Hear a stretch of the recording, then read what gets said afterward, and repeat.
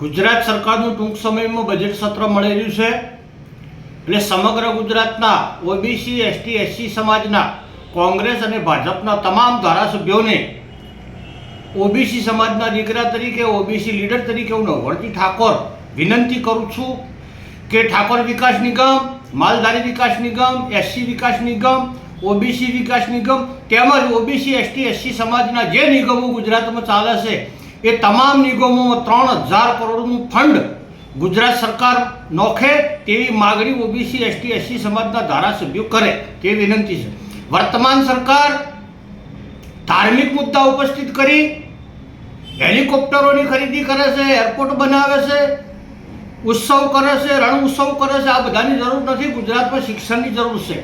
ગુજરાતની અંદર OBC ST અને એસસી સમાજ હજી શિક્ષણથી વંચિત છે. ગામડામાં શાળાઓની જરૂર છે.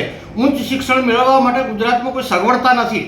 એટલે ઓબીસી એસટી એસસી સમાજના કોંગ્રેસ અને ભાજપ બંને પાર્ટીઓના ધારાસભ્યોને સમગ્ર સમાજ વતીથી મારી વિનંતી છે કે આગામી બજેટની અંદર 3000 કરોડ રૂપિયા આ તમામ નિગમોમાં નોખવા માટેની રજૂઆત કરો અને તમે વિધાનસભાની અંદર રજૂઆત નહીં કરો તો ટૂંક સમયની અંદર સમગ્ર ગુજરાતના ઓબીસી એસટી એસસી સમાજના સામાજિક સંગઠનના વડાઓને પણ વિનંતી કરું છું તમે પણ અવાજ ઉઠાવો અને જો અવાજ ઉઠાવશે નહીં તો અમુક સામૂહિક રીતે મળી અને ઓબીસી એસટી એસસી સમાજના કોંગ્રેસ અને ભાજપ બંને પાર્ટીના ધારાસભ્યોને બંગડીઓ ભેટમાં મોકલાઈશું. સૌને જય જય ગરવી ગુજરાત.